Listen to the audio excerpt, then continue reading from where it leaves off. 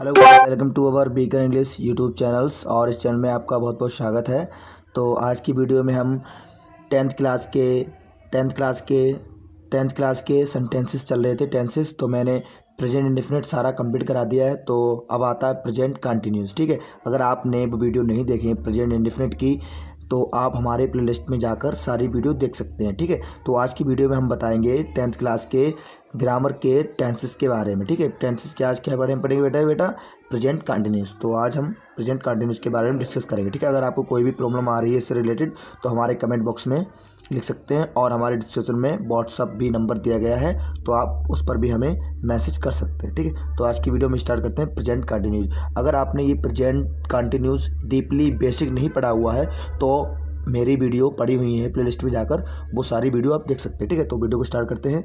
देखिए, पहले किसी चीज़ को पढ़ने से पहले उसकी पहचान जरूरी होती है। प्रेजेंट कंटिन्यूस की पहचान होती क्या है, क्या नहीं होती है। ठीक है, देखिए, जिन वाक्यों की क्रिया के अंत में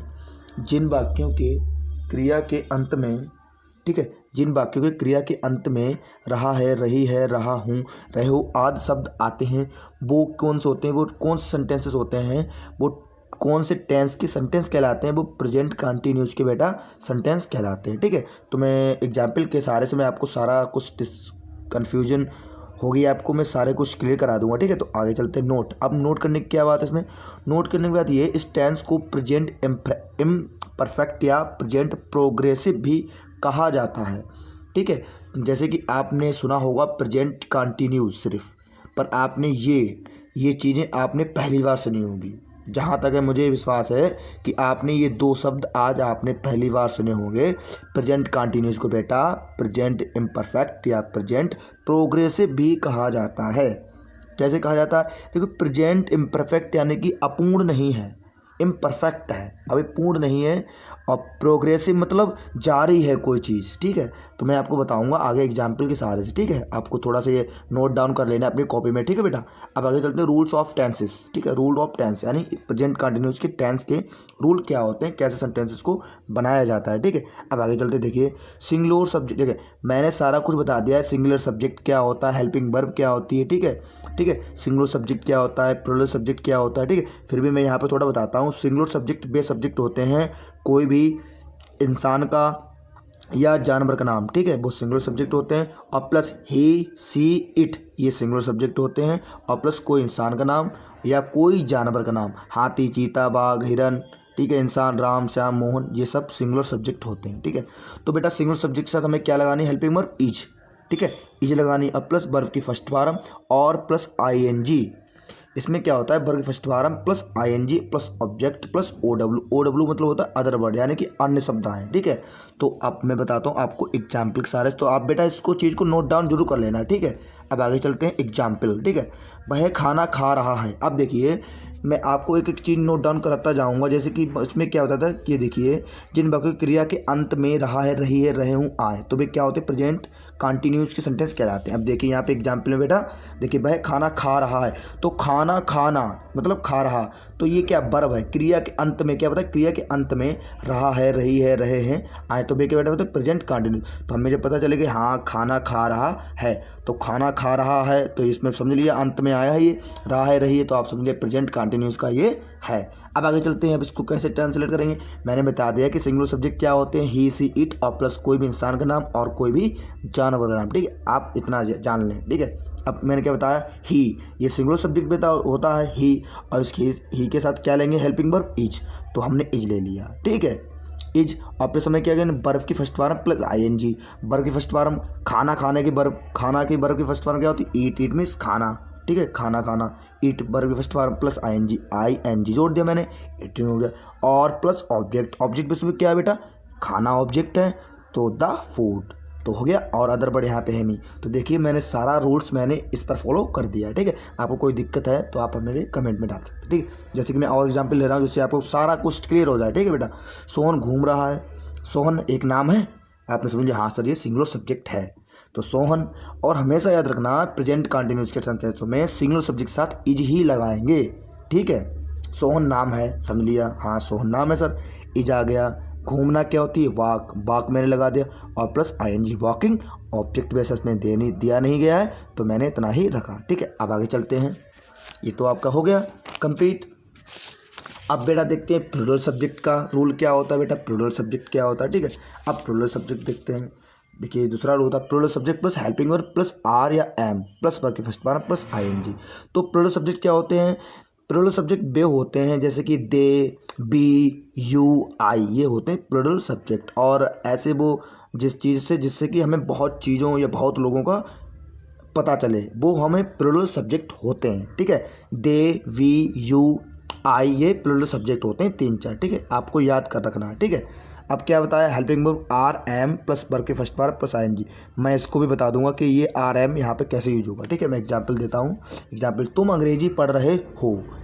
यू होता है, अब समझ लिया बेटा, ये प्लूरल सब्जेक्ट है। क्यों, यू, दे, वी और प्लस ऐसा कोई नाम या ऐसी कोई चीज़ जिससे हमें कई लोगों का ज्ञान हो कि इतना काफ़ी लोग हैं, तो वो क्या होता है बेटा, प्लूरल सब्जेक्ट होता है, ठीक है। अब देखो यू हमारा प्लूरल सब्जेक्ट है, तो हम इसमें क्या लेंगे बेटा, इसमें आर लेंगे, ठीक है। आर ले लिया हमने। यू आर रीडिंग, वर्ब की फर्स्ट फॉर्म आईएनजी लगा, रीडिंग, इंग्लिश क्या इंग्लिश है, ऑब्जेक्ट तो ऑब्जेक्ट लगा दे, ठीक है।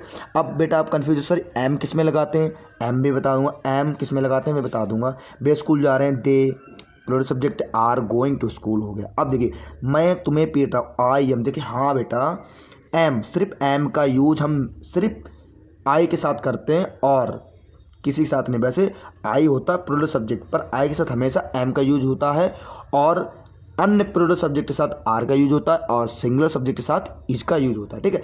आई के साथ हमेशा एम का ही यूज होगा और अन, दे, यू, वी और प्लूरल सब्जेक्ट होते हैं उनके साथ आर ही यूज होता है, ठीक है बेटा। आपको थोड़ा ध्यान रखना है, ठीक है बेटा। आगे चलते हैं। मैं तुम्हें पीट रहा हूँ, आई एम बीटिंग यू, ये आपको सारा कुछ क्लियर हो गया। अब आगे चलते हैं निगेटिव प्रेजेंट कंटिन्यूस की निगेटिव सेंटेंस क्या होते हैं। निगेटिव बताऊंगा, इन वाक्यों में नहीं शब्द जुड़ जाता है। सिर्फ निगेटिव का मतलब नहीं, इन वाक्यों में नहीं शब्द जुड़ जाता है, वो negative present continuous negative sentence होते हैं। रूल्स ऑफ क्या है, देखिए रूल्स क्या होते हैं इसके, सिर्फ हमें सेंटेंस में इज, आर, एम के बाद नॉट लगा देते हैं और सब वही लिखते हैं। मतलब सिर्फ हम सेंटेंस इज आर एम, जैसे कि इज आर एम मतलब सिंगुलर होगा तो इज लगाएंगे, प्लूरल होगा आर लगाएंगे और आई के साथ हम आता ही है बेटा, मैंने बता दिया आपको। और सिर्फ इन चीज़ों के बाद हमें नॉट का शब्द लगा देना है और शब्द और सब वही लिखना है जैसे कि आप सेंटेंस आगे और मैंने एग्जाम्पल बताए थे। सारे रूल्स वही फॉलो होंगे। ऑब्जेक्ट लिखा जाएगा, वर्ब फर्स्ट फॉर्म में आईएनजी जोड़ी जाएगी। मैं एग्जाम्पल बता रहा हूँ आपको। वह दिल्ली जा रहे हैं, बे क्या है, प्लूरल सब्जेक्ट है, दे, मैंने आर लगा दिया बेटा, दे आर। अब मैंने आर के बाद क्या लगाया, नॉट, मैंने लिख दिया, यहाँ पर नोट लगाते हैं। नॉट के बाद जो कुछ होगा वही रूल चलेगा। नॉट अब प्लस जाना क्या, गोइंग टू दिल्ली लिखा दिया मैंने। आगे चलते हैं, तुम खाना नहीं खा रहे, you are not eating the food. देखिए कितना आसान है। तो इस प्रकार ही नेगेटिव सेंटेंसेस होते हैं, सिर्फ इज आर एम के बाद प्लस नॉट लगा देते हैं और वर्ब फर्स्ट फॉर्म सारा कुछ वही लिखते हैं, ठीक है। आपको नोट कर लेना है बेटा, ठीक है। आराम से वीडियो को स्टॉप कर आपको नोट कर लेना। नेगेटिव मैंने बता दिया। अब आते हैं बेटा इंट्रोगेटिव, ठीक है। इंट्रोगेटिव क्या होता है बेटा, इंट्रोगेटिव मैंने आपको सारा कुछ बेसिक मैंने बता दिया। इंट्रोगेटिव सेंटेंसेस होते क्या हैं, अगर आपने वीडियो नहीं देखी है तो घबराइए मत, आप हमारी प्लेलिस्ट में जाकर वीडियो देख सकते हैं, ठीक है। आगे चलते हैं। देखिए मैं थोड़ा बेसिक बता रहा हूँ। इन वाक्यों में प्रश्नवाचक शब्द, अब प्रश्नवाचक शब्द क्या होते हैं बेटा, क्या, कब, कहाँ, क्यों, कैसे आज शब्द आ जाएं, सेंटेंस में आ जाएं टेंस में, तो समझ लीजिए वो इंट्रोगेटिव सेंटेंस है, ठीक है। अब इसके रूल्स क्या होते हैं बेटा, रूल्स देखिए। क्वेश्चन वर्ड यानी कि प्रश्नवाचक शब्द और plus helping verb. Helping verb मैंने बताई इज आर एम, वो हेल्पिंग वर्ब होती हैं, और प्लस सिंगुलर या प्लूरल सब्जेक्ट, या सिंगुलर सब्जेक्ट हो या प्लूरल सब्जेक्ट हो। अब मैंने बता दिया आपको, सिंगुलर सब्जेक्ट के साथ इज का यूज़ करते हैं और प्लूरल सब्जेक्ट के साथ आर और आई के साथ हमेशा एम का यूज होता है बेटा। आगे चलते हैं। और प्लस वर्ब की फर्स्ट फॉर्म प्लस आईएनजी लगाएंगे, ठीक, कंटिन्यू तो वर्ब की फर्स्ट आईएनजी और प्लस ऑब्जेक्ट ओ डब्ल्यू। इस प्रकार थोड़ा सा ध्यान देना है। आगे चलते हैं, थोड़ा सा मैं एग्जाम्पल बता रहा हूँ इसका, ठीक। जैसे कि वह क्या स्कूल जा रहा है। अब देखिए मैंने बता दिया स्कूल जाना जा रहा, तो प्रेजेंट कंटिन्यूज है, पर एक कौन सा है क्या लग गया, तो समझ लीजिए इंट्रोगेटिव का सेंटेंस है प्रेजेंट कंटिन्यूज का। तो देखिए वह, अब मैंने क्या बताया, इसका फार्मूला क्या है, क्वेश्चन वर्ड। अब क्वेश्चन वर्ड क्या है, व्हाट, प्रश्नवाचक शब्द व्हाट मैंने क्या है यूज कर लिया। और प्लस हेल्पिंग वर्ब लगानी है। हेल्पिंग वर्ब किसके अकॉर्डिंग लगानी है, सब्जेक्ट के, सिंगुलर सब्जेक्ट के ही सिंगुलर सब्जेक्ट है तो हेल्पिंग वर्ब हमारी इज आएगी। और प्लस सिंगुलर या प्लूरल सब्जेक्ट लिखेंगे तो सिंगुलर सब्जेक्ट हमारा ही है तो हमने ही लिख दिया। और प्लस वर्ब की first form plus ING, verb की फर्स्ट फॉर्म गो और प्लस आईएनजी लगा दे आईएनजी, और प्लस ऑब्जेक्ट प्लस टू और ऑब्जेक्ट हमने स्कूल और क्वेश्चन वर्ड लगा दिया। तो इस प्रकार इस फार्मूला को यहाँ पर लगाया जाता है। ठीक है, आगे चलते हैं थोड़ा सा। तुम क्यों रो रहे हो? ठीक है, अब मैंने बता दिया वाई क्वेश्चन वर्ड वाई, और तुम यानी कि प्लूरल सब्जेक्ट है, प्लूरल सब्जेक्ट के साथ हमेशा आर का यूज होता है हेल्पिंग वर्ब, तो मैंने आर लगा दी। और प्लस यू यानी प्लूरल सब्जेक्ट है, सब्जेक्ट हमने लिख दिया यू, और प्लस वर्ब के फर्स्ट बार प्लस आईएनजी, क्राई रोना वर्ब और प्लस आईएनजी क्राइंग, तो इतना हो गया। अब देखिए मैं अब कब जा रहा हूँ, वैन लगा दिया मैंने क्वेश्चन वर्ड। ठीक है, हेल्पिंग वर्ब हमारी क्या लगेगी, क्योंकि मैं सब्जेक्ट है, प्लूरल सब्जेक्ट है, और प्लूरल सब्जेक्ट हमेशा एम आता आई के साथ और आर आता किसी का, तो मैंने मैं के अनुसार हेल्पिंग वर्ब हमने वैन एम लगा दिया, और सब्जेक्ट हमारा प्लूरल सब्जेक्ट है ये, तो मैं आई लगा दिया, और जा रहा गोइंग और प्लस नाउ। अब की मीनिंग होती है बेटा इंग्लिश में बोलते हैं नाउ। ठीक है, और क्वेश्चन वर्ड। तो इस प्रकार ये सेंटेंसेस बनते हैं। ठीक है, तो एक और चीज़ नोट करने की वाली बात है, ये नोट कर लेना आप, जब इंट्रोगेटिव सेंटेंसेस में क्या शब्द से वाक्य स्टार्ट हो जाए। ठीक है, जब इंट्रोगेटिव सेंटेंस क्या शब्द से वाक्य स्टार्ट हो जाए तब हम क्या को वाट नहीं लिखते हैं, यानी कि क्या के अंग्रेजी वर्ड नहीं लिखते हैं, बल्कि सेंटेंस की सब्जेक्ट के अनुसार ER-M लगाते हैं। अब आगे बताते हैं, जैसे कि अगर सेंटेंस क्या से स्टार्ट हो जाए सिर्फ, जैसे कि ये सेंटेंस है क्या वह खेल रहा है, तो हम क्या को हम वाट नहीं लगाएंगे, जैसे कि हमने और जगह पर यूज किया था तो हम वाट नहीं लगाएंगे, जैसे कि मैंने यहाँ पर यूज किया है वाट, पर ये तो अंदर है ना, क्यों वह लगाया फिर अंदर आया ये सेंटेंस, तो ये स्टार्ट तो नहीं हुआ सेंटेंस, क्या से सेंटेंस स्टार्ट हो रहा नहीं हो रहा है, क्योंकि वह से स्टार्ट हो रहा है, क्या तो अंदर आया है, तब हम वाट लगाएंगे इसकी अंग्रेजी। पर यहाँ पे तो सेंटेंस क्या से स्टार्ट हो रहा है, क्या वह खेल रहा है, तो हम क्या की अंग्रेजी कैसे लगाएंगे।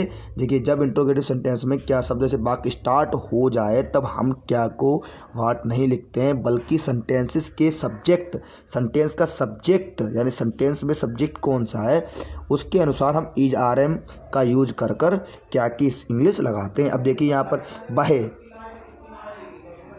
ही है। ठीक है, अब देखिए सब्जेक्ट क्या है यहाँ पे ही है, तो ही के साथ हमेशा क्या आता है बेटा, बताओ क्या आता है। हाँ बिल्कुल आपने सही बताया, इज आता है, तो हमने क्या किया, हमने लगा दी इज, और प्लस हमें क्या लिखना है बेटा, सब्जेक्ट लिखना है। अब देखिए सीधा सीधा चलेगा ये, यहाँ पे क्या इसके अनुसार लगाना है, क्योंकि ही इज और प्लस ही और प्लस खेल रहा यानी प्लेइंग।